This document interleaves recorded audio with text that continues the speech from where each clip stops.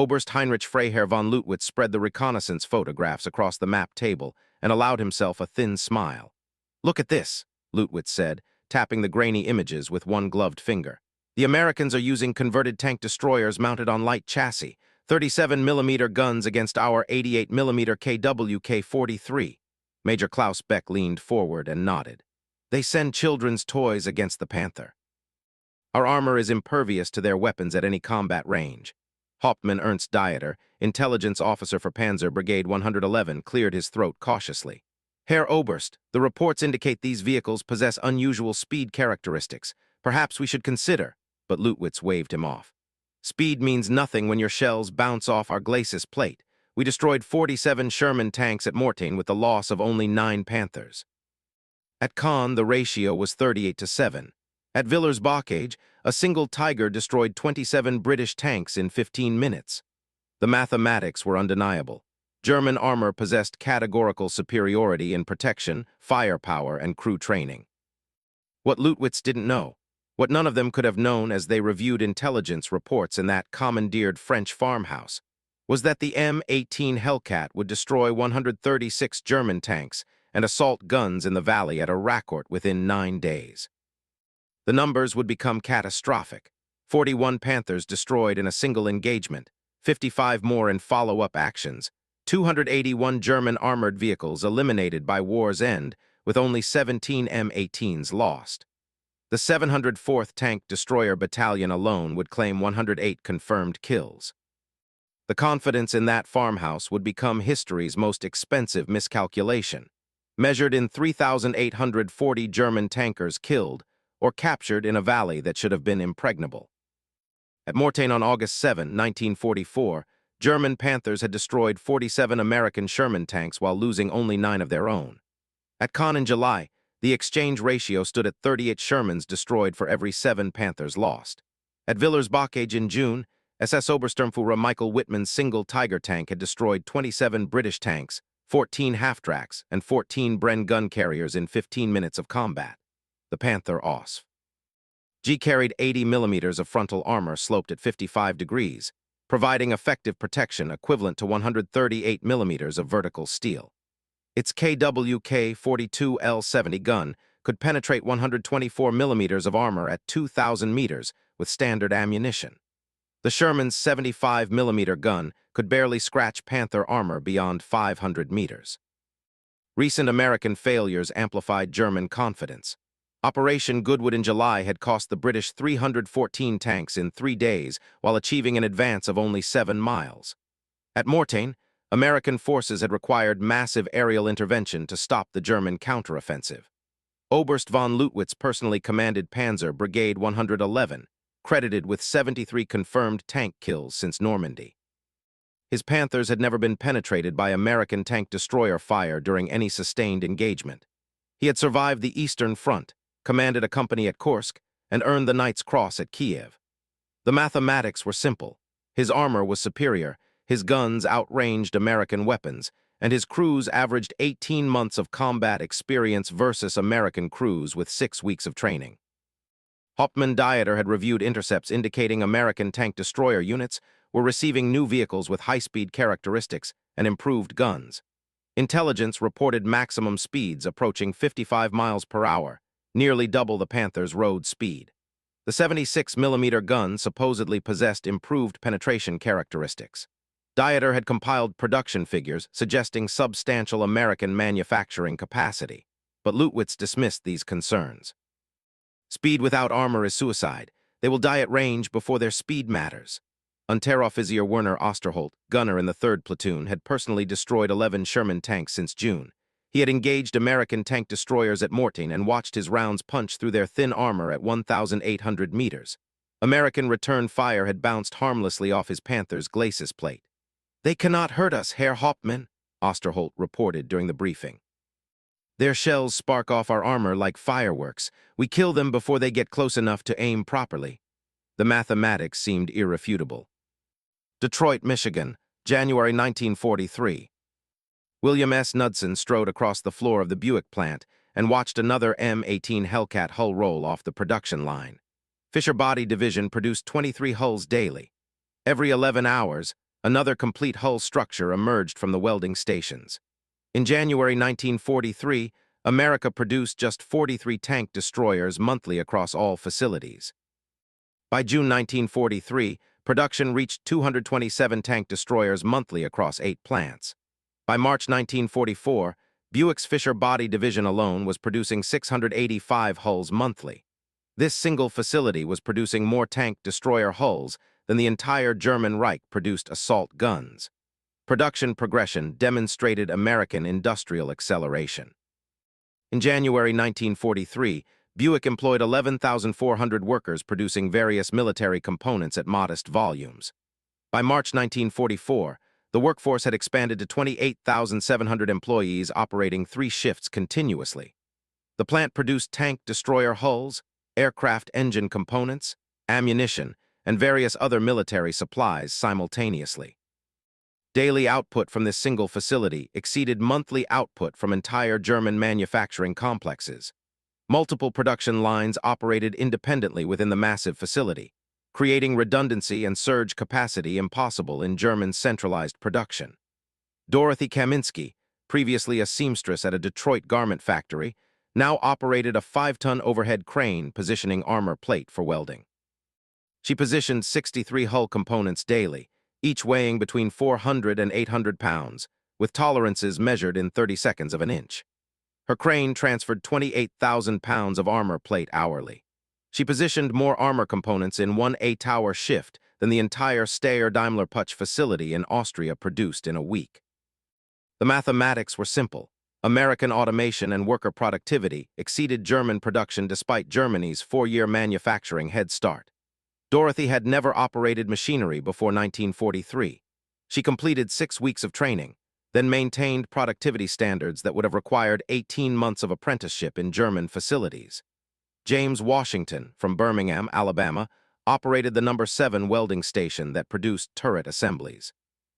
The station completed 18 turret assemblies daily, each requiring 427 individual welds meeting military specifications for strength and integrity. His single station's daily output exceeded the entire monthly turret production from Krupp's Magdeburg facility. Washington had worked as a sharecropper before relocating to Detroit in 1942. After 8 weeks of training, he maintained quality standards that required X-ray inspection to verify. German facilities required master craftsmen with years of apprenticeship to achieve similar quality. American training methods, jigs, and fixtures allowed workers with minimal experience to exceed German master craftsmen in both quality and volume. Charles E. Wilson, $1-a-year man from General Electric, managed the electrical systems installation for the entire production line. Wilson had reorganized the assembly process using techniques developed at GE's Schenectady plant, reducing electrical system installation time from 14 hours to 6 hours per vehicle while improving reliability. His methods were replicated across 16 other tank production facilities within 6 months. Americans discarded 140 pounds of aluminum scrap daily at the Fisher Body plant. This scrap came from trimming, drilling, and manufacturing tolerances. Germany allocated 70 pounds of aluminum monthly per tank for the entire Panther program. The waste from a single day at one American plant exceeded the monthly aluminum allocation for an entire German tank battalion. German facilities recovered every scrap of aluminum for reprocessing because supply was so limited. American workers swept aluminum shavings into bins and hauled them away without consideration because supply was functionally unlimited. The waste from the Fisher Body aluminum operations exceeded Germany's total aluminum allocation for all assault gun production. Buick workers threw away steel offcuts and shavings that Germany rationed by the kilogram. Every day, the Fisher Body plant generated 1,840 pounds of steel scrap from drilling, cutting, and trimming operations. This steel met military specifications, but was slightly outside dimensional tolerances or had minor surface imperfections. Germany allocated 1,200 pounds of steel monthly for repair and maintenance across an entire Panzer battalion. American workers threw away more usable steel in one day than German units received for maintenance in a month. The steel waste from a single American production line exceeded the total steel allocation for all German tank destroyer production. The cafeteria at the Fisher Body plant discarded more food daily than the city of Stuttgart, received through military and civilian rations monthly. The plant cafeteria served 18,400 meals daily across 3 shifts. Food waste from uneaten portions, trimmings, and expired ingredients averaged 2,140 pounds daily. This included 340 pounds of meat, 680 pounds of bread and baked goods, 420 pounds of vegetables, and various other items. Stuttgart received 41,000 pounds of meat monthly for its entire population of 420,000 civilians and military personnel. The cafeteria at one American factory discarded more meat in 4 days than an entire German city received in a month. Hauptmann Dieter had compiled these production figures from intelligence intercepts and prisoner interrogations. He presented them to Oberst von Leutwitz in August 1944. Herr Oberst, American production capacity exceeds our intelligence estimates by factors of 4 to 7. A single American automobile plant produces more armored vehicles monthly than our entire Reich production. Leutwitz reviewed the figures and dismissed them. Exaggerated. Propaganda. The Americans inflate their numbers for morale purposes. No nation could produce at these volumes. But the numbers were accurate, and the production avalanche was accelerating. September 19, 1944. Valley south of Arracourt, France, 8:47 hours. Unteroffizier Werner Osterholt was scanning the ridgeline through his gunner's optics when movement flickered in the morning fog. Low-profile turrets emerged from the mist at approximately 1,200 meters, moving at speeds Osterholt had never observed in American armor. At 8:48 hours, Osterholt engaged the lead vehicle with an 88mm armor-piercing round. At 8:48 hours and 32 seconds, the American vehicle dodged left behind an earthen berm. Elapsed time from engagement to target concealment, 32 seconds. At 8:49 hours, 3 American vehicles appeared from different positions, advancing at approximately 40 miles per hour across terrain Osterholt considered impassable at such speeds. At 8:49 hours and 18 seconds, the lead American vehicle fired. At 8:49 hours and 21 seconds, Osterholt's Panther exploded. The American 76mm high-velocity round penetrated the Panther's turret side armor at the ring joint, detonating the ammunition storage. Kill time, 3 seconds from muzzle flash to catastrophic explosion. Osterholt survived only because he was thrown clear through the turret hatch by the initial blast. The engagement continued with mechanical precision. At 8:51 hours, Panther No. 4, commanded by Feldwebel Hans Schmidt, engaged an American vehicle at 900 meters. At 8:51 hours and 41 seconds, Panther No. 4 exploded. Elapsed time from engagement to destruction, 41 seconds. Kill time, 12 seconds of actual combat before the American round penetrated Schmidt's frontal armor at the driver's position, killing the entire crew instantly. At 8:53 hours, Panther No. 7 attempted to retreat to hull-down positions behind a stone wall. The American vehicles flanked at impossible speeds, appearing on both sides simultaneously. At 8:54 hours and 7 seconds, Panther No. 7 exploded. At 8:54 hours and 53 seconds, Panther No. 9 exploded. Kill time for both vehicles, averaged 38 seconds. At 8:56 hours, Oberleutnant Fritz Hahn, commanding the 2nd Platoon, attempted to radio for support. His transmission lasted 14 seconds before an American 76mm round penetrated his Panther's turret, killing Hahn and his gunner instantly. Elapsed time from transmission start to destruction, 14 seconds.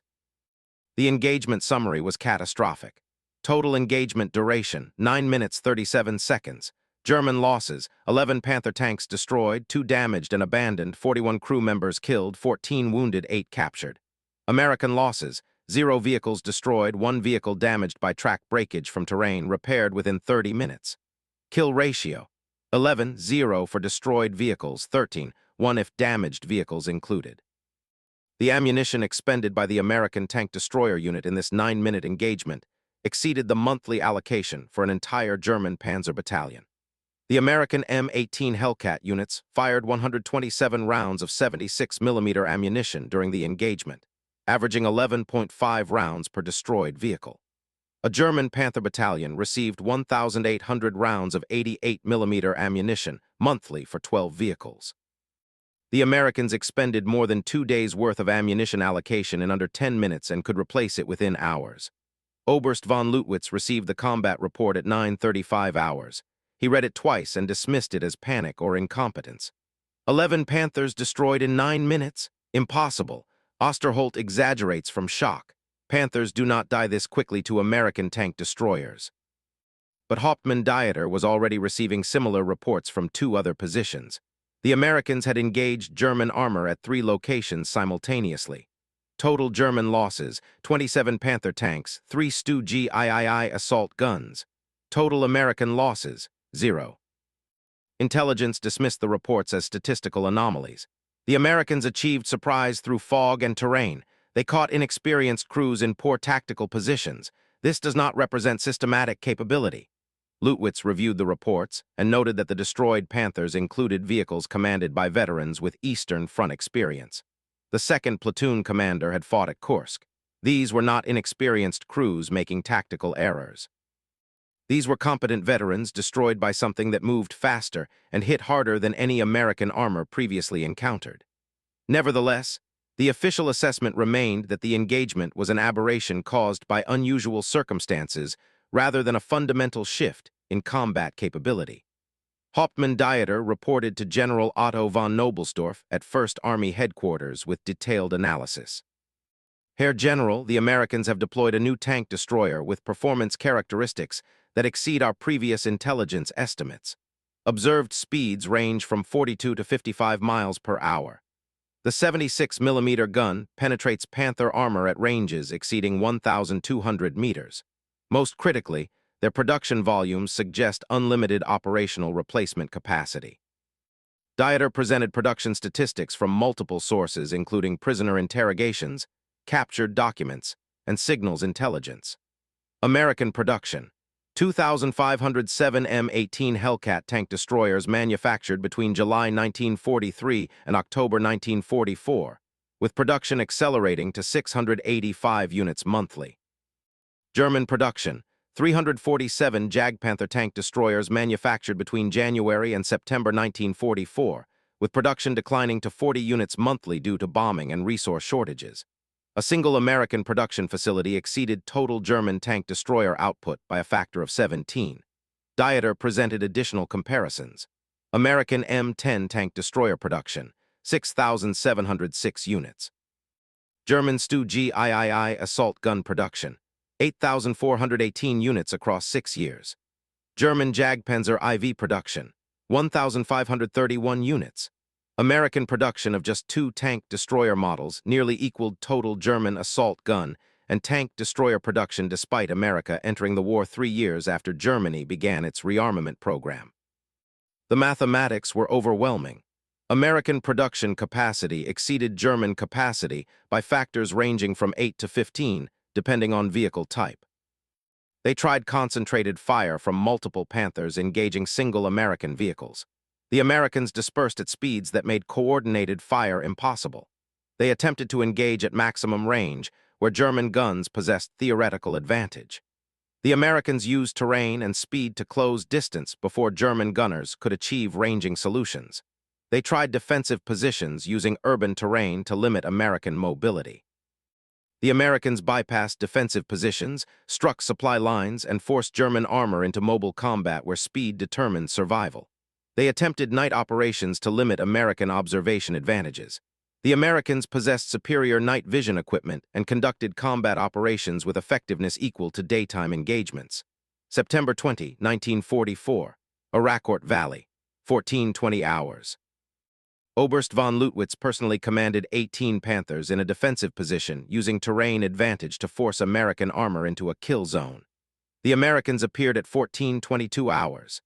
At 14:23 hours, 7 M18 Hellcats emerged from multiple directions simultaneously, moving at 45 miles per hour across terrain Lutwitz considered impassable for tracked vehicles.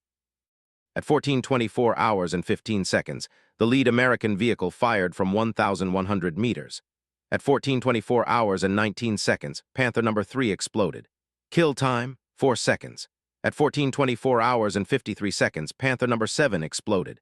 Kill time, 8 seconds from engagement to destruction. At 14:25 hours and 37 seconds, 3 more Panthers exploded in rapid succession.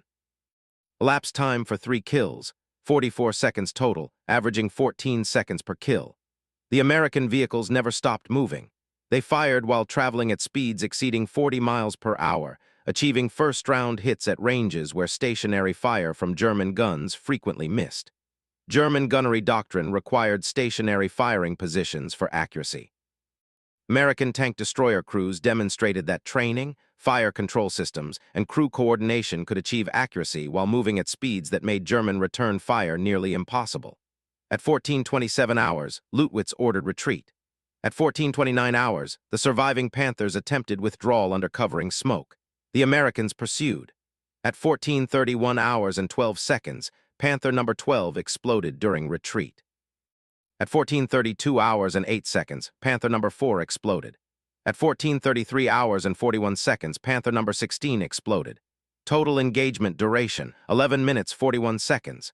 German losses, 9 Panthers destroyed, 4 damaged and abandoned, 3 escaped. 56 crew members killed, 23 wounded, 14 captured. American losses, 0 vehicles destroyed, minor damage to 2 vehicles from German infantry anti-tank weapons, both returned to service within 2 hours. Kill ratio, 13, 0 for destroyed vehicles. The fuel consumed by American vehicles in this 11-minute engagement exceeded the weekly allocation for an entire German Panzer battalion. The M18 Hellcats consumed approximately 18 gallons of fuel per vehicle during the engagement, totaling 126 gallons for 7 vehicles. A German Panther battalion received 11,000 gallons of fuel weekly for 12 vehicles if supply lines remained intact. Weekly allocation had dropped to 8,400 gallons by September 1944 due to Allied bombing of refineries and transportation networks. The Americans consumed nearly 2% of a German battalion's weekly fuel allocation in 11 minutes of combat and could refuel completely within 30 minutes from mobile supply trucks. Hauptmann Dieter observed the engagement from a concealed observation post 2,100 meters from the combat zone. He watched German Panthers, veterans that had survived the Eastern Front, vehicles that had destroyed dozens of Soviet tanks, crews that represented years of training and combat experience, destroyed with mechanical efficiency by American tank destroyers that simply moved faster, hit harder, and appeared in unlimited numbers. Recognition was no longer deniable. The Americans possessed fundamental advantages in mobility, firepower sustainability, and operational replacement capacity. Oberst von Leutwitz reviewed Dieter's after-action report and the accumulating combat data. 27 Panthers destroyed in 2 days, 41 by September 22. The mathematics were impossible to dismiss, but Leutwitz issued orders for continued offensive operations. We maintain numerical superiority. We possess superior armor protection. We will prevail through tactical discipline. He still believed German armor superiority would eventually overcome American advantages. Unteroffizier Osterholt, now assigned to a replacement Panther, watched the American tank destroyers maneuver during a reconnaissance mission on September 21. They moved like cavalry rather than armor, appearing from unexpected directions at speeds that made ambush positions worthless. "They do not fight like tanks, Herr Hauptmann," Osterholt reported. "They fight like aircraft at ground level, everywhere and nowhere simultaneously." The escalation continued. More Panthers arrived as reinforcements. More M18 Hellcats appeared to destroy them. The mathematics became simple. German armor arrived in finite numbers limited by production and transportation capacity.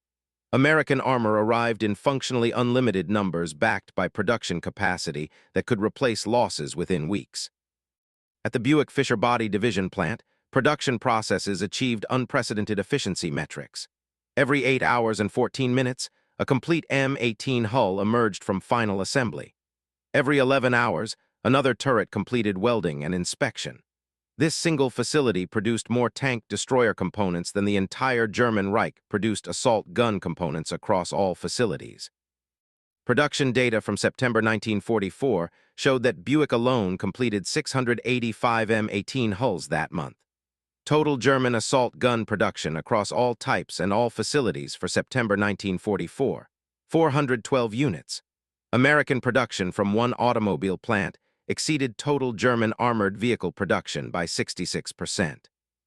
This single facility produced 163 more armored vehicle hulls than every German factory combined. Americans discarded 340 pounds of copper wire daily at Fisher Body. The wire failed quality inspection for minor insulation defects or dimensional variations. The copper met military specifications, but inspectors rejected it because replacement copper was unlimited. Germany allocated 180 pounds of copper monthly per tank for the entire Panther program. The waste from 2 days at one American plant exceeded the monthly copper allocation for an entire German Panzer battalion. German facilities recovered every gram of copper, stripped insulation for reuse, and recycled worn wire because supply was desperately limited. American workers threw away more copper in 1 week than Germany allocated for all tank production in a month. Workers threw away steel fasteners that failed torque testing. Every day, the Fisher Body plant discarded approximately 2,840 individual fasteners, bolts, nuts, washers, rivets, that failed quality inspection. These fasteners met dimensional specifications but failed stress testing or had minor surface imperfections. Germany rationed fasteners by the piece. German tank repair units received 50 replacement fasteners monthly for emergency repairs. American workers threw away more fasteners in 1 day than a German repair battalion received in 2 months. The fasteners discarded at a single American plant in 1 month could have maintained every German tank in France for 6 months. The cafeteria at Fisher Body plant discarded more coffee daily than the city of Munich received monthly. The plant cafeteria served coffee continuously to 3 shifts of workers. Daily coffee consumption totaled 840 pounds of ground coffee. Waste from grounds, spillage, and disposal averaged 93 pounds daily. Munich received 2,100 pounds of coffee monthly for its entire population of 730,000 civilians. The cafeteria at one American factory discarded more coffee in 23 days than an entire German city received in a month. Coffee was not rationed in American factories. Workers consumed unlimited quantities, while German civilians received 7 grams weekly per person when available. Discarded ammunition from testing exceeded German combat allocation. The Fisher Body plant did not manufacture ammunition, but it tested electrical systems using live fire simulations that consumed 12,600 rounds of .30 caliber ammunition monthly. Expended brass and damaged ammunition totaled approximately 840 pounds monthly. A German infantry battalion received 24,000 rounds of rifle ammunition monthly for combat operations if supply lines remained intact. By September 1944, monthly allocation had dropped to 18,000 rounds due to shortages. The ammunition expended for testing at one American factory in 2 months equaled the combat allocation for an entire German infantry battalion for 1 month. Hauptmann-Dieter compiled production statistics from multiple intelligence sources for presentation to Field Marshal Walter Model. American Tank Destroyer production, all types, 9,213 units from January 1942 through September 1944. German Tank Destroyer production, all types, 1,878 units from January 1942 through September 1944. American production exceeded German production by a factor of 4.9. Dieter added context. Herr Feldmarschall, these figures represent only tank destroyers. American tank production, all types, 52,140 units. German tank production, all types, 17,820 units. American production exceeds ours by factors of 3 to 5 across all categories. This does not include their aircraft production, which exceeds ours by factors of 6 to 9 depending on type. Model reviewed the figures and dismissed them. Exaggerated. No industrial economy could produce at these volumes while maintaining quality. But the figures were accurate, and the vehicles destroying German armor in France represented only a small fraction of total American production capacity. September 25, 1944, Arracourt Valley. 41 Panthers from the 113th Panzer Brigade faced 19 M18 Hellcats from the 704th Tank Destroyer Battalion. The engagement lasted 17 minutes and 43 seconds. At 11:47 hours, German armor advanced in 3 columns attempting to overwhelm American positions through numerical superiority and concentrated firepower. At 11:48 hours and 37 seconds, the American tank destroyers emerged from concealed positions at multiple points simultaneously. At 11:49 hours and 12 seconds, the first Panther exploded. At 11:49 hours and 58 seconds, 3 more Panthers exploded in rapid succession. Kill time per aircraft, averaging 14 seconds from engagement to destruction. At 11:51 hours, the second German column attempted to flank the American positions. American tank destroyers repositioned at speeds that made flanking maneuvers worthless. German armor moved at 18 miles per hour cross-country. American tank destroyers moved at 42 miles per hour across identical terrain. The Americans arrived at defensive positions before German flanking units could maneuver. At 11:52 hours and 23 seconds, 5 Panthers exploded as the second column engaged. At 11:53 hours and 8 seconds, 4 more Panthers exploded. At 11:54 hours and 37 seconds, the third German column attempted withdrawal. American tank destroyers pursued and engaged during retreat. At 11:56 hours and 41 seconds, 7 Panthers exploded during withdrawal. At 11:58 hours and 12 seconds, 5 more Panthers exploded. At 12:01 hours, surviving German armor abandoned vehicles and retreated on foot. Enemy aircraft destroyed.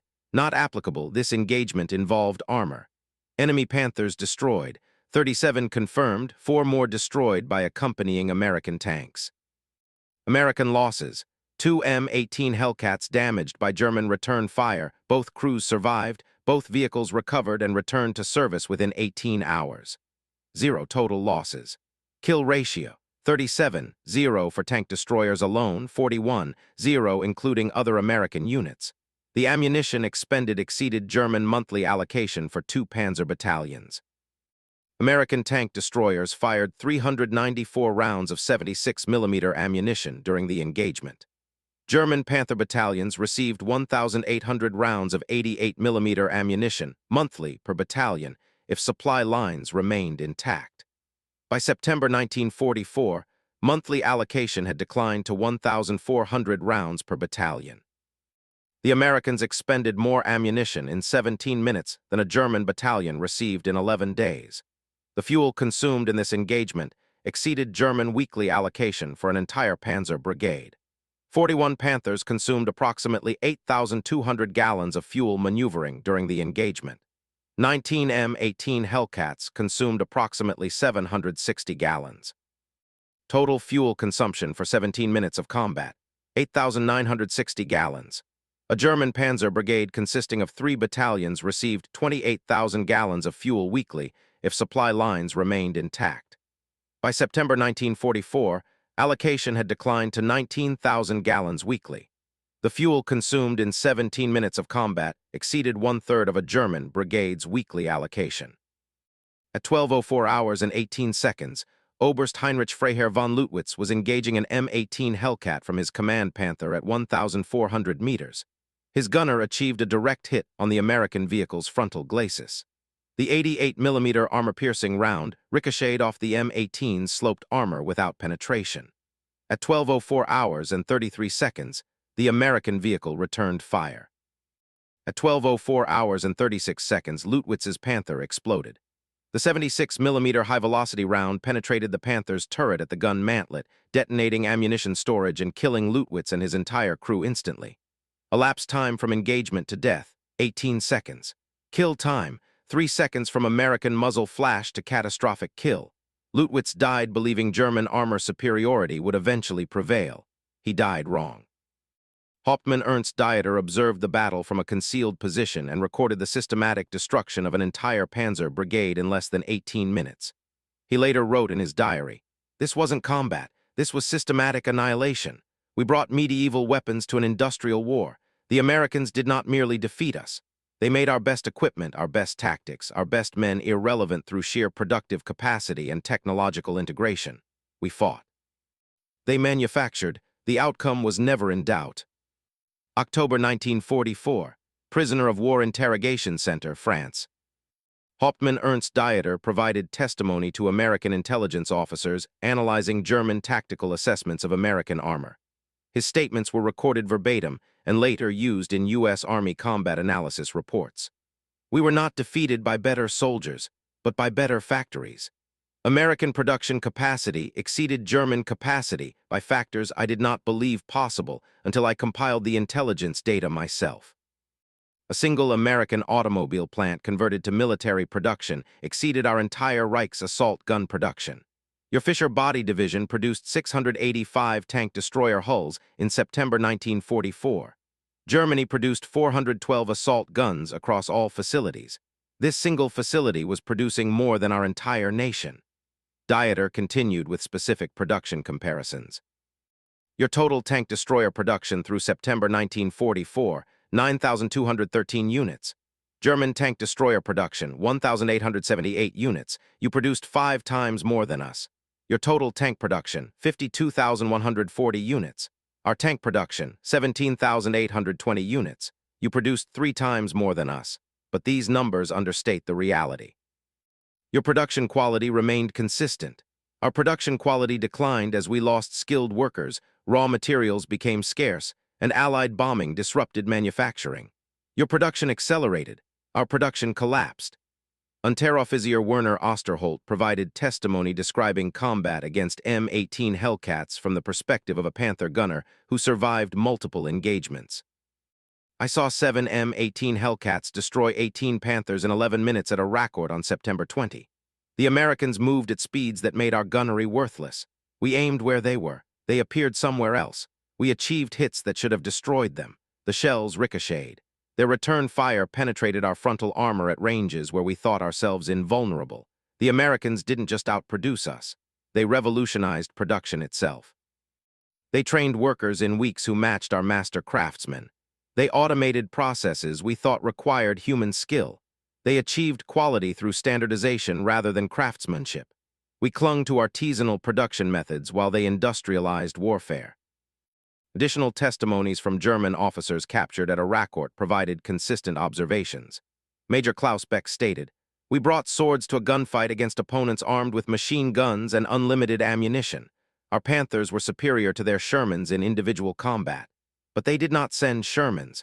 They sent specialized vehicles produced in quantities that made our numerical planning worthless. We calculated tank-to-tank ratios. They calculated industrial output ratios. We fought tactically. They fought industrially." Oberleutnant Fritz Hahn's diary, recovered after his death on September 19, stated, "Their excess capacity exceeded our maximum effort.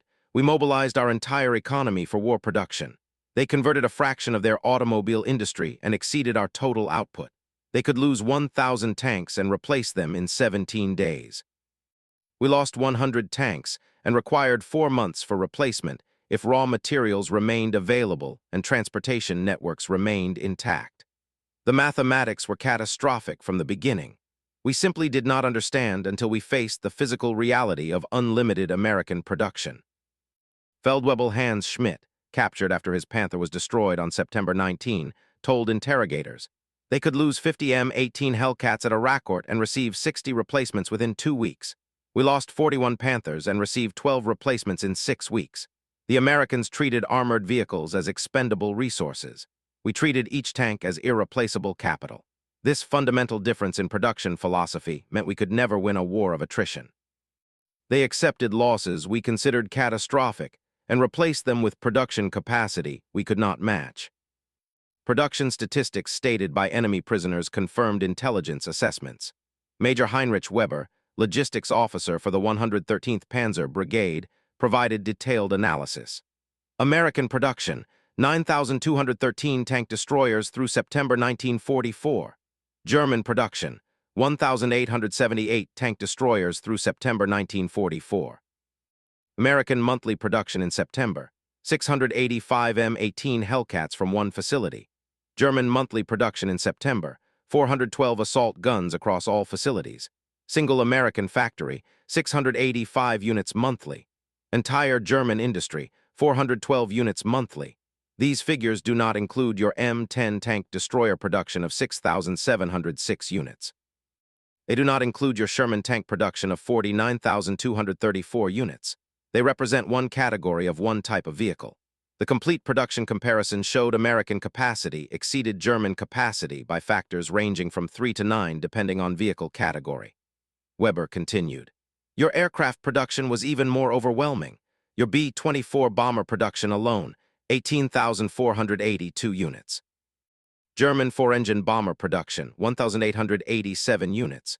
You produced 10 times more heavy bombers than Germany. Your total aircraft production, 300,317 units. German aircraft production, 113,514 units. You produced nearly 3 times more aircraft. But again, these numbers understate reality. Your production quality improved throughout the war. Our production quality declined. Your production accelerated from 1942 through 1944. Our production peaked in 1944, then collapsed. You possessed surplus capacity. We operated at maximum capacity with no reserves. Hauptmann-Dieter provided final statistical summary. The fundamental lesson is that industrial capacity determined victory more than tactical excellence or technological sophistication. German tanks possessed superior armor and firepower. German crews possessed superior training and experience initially, but American production capacity made these advantages irrelevant. You produced 5 times more tank destroyers, 3 times more tanks, 10 times more heavy bombers, and maintained this production advantage while fielding armies on 3 continents simultaneously. We could not match this capacity. No nation could have matched this capacity. The mathematics were absolute. The M18 Hellcat proved that democratic industrial mobilization exceeded totalitarian command economies in both volume and efficiency. Free workers outproduced slave labor and conscripted workers. American women like Dorothy Kaminsky, who had been seamstresses and housewives, operated complex machinery and achieved production volumes that exceeded German master craftsmen with decades of experience. American workers of all races like James Washington from Alabama operated advanced equipment and produced military hardware in volumes that made German racial theories about productive capacity laughable. Democratic cooperation between labor, management, and government exceeded totalitarian command structures that relied on force and ideology rather than mutual benefit. Industrial abundance buried ideological superiority under physical weight measured in hundreds of thousands of tons of steel, aluminum, copper, and productive output. The war demonstrated that free peoples defending their liberty and their allies' freedom could mobilize industrial resources that made totalitarian aggression mathematically impossible to sustain. German armor was superior in individual combat. German crews were better trained initially. German doctrine was more refined. But American factories produced 5 times more vehicles. American workers achieved production volumes that made tactical excellence irrelevant. American industrial capacity meant that even catastrophic losses could be replaced within weeks, while German losses required months to replace, if replacement was possible at all. The lesson remains true in the 21st century as it was in 1944. Dismissing democratic nations as weak because they prefer peace, or underestimating free people's productive capacity because their economies prioritize consumer goods over military equipment during peacetime, invites catastrophic miscalculation. September 18, 1944. Oberst Heinrich Freiherr von Leutwitz had laughed at American tank destroyers mounted on light chassis. "The Americans send children's toys against the Panther," he said. October 2, 1944. Leutwitz was dead, killed by an M18 Hellcat that destroyed his Panther in 3 seconds. His entire brigade was destroyed. His confidence became history's most expensive miscalculation, measured in thousands of German lives, hundreds of destroyed vehicles, and the complete collapse of German armored operations in the Lorraine Valley. Their mockery became history's most comprehensive refutation of the belief that tactical excellence and equipment superiority could overcome industrial capacity. The Battle of Arracourt demonstrated with mathematical precision that production capacity determines victory. Free workers outproduced slaves. Democratic cooperation exceeded authoritarian command. Industrial abundance made tactical sophistication irrelevant when one side could replace losses and the other could not. The M18 Hellcat was not a better tank than the Panther in individual combat, but America produced 2,507 Hellcats while Germany produced 347 Jag Panthers. The numbers were absolute. The lesson remains: dismissing democratic nations as weak because they prefer peace or underestimating free people's productive capacity invites catastrophic miscalculation. Free peoples mobilizing their industrial resources in defense of liberty create productive capacity that makes totalitarian military excellence mathematically insufficient for victory.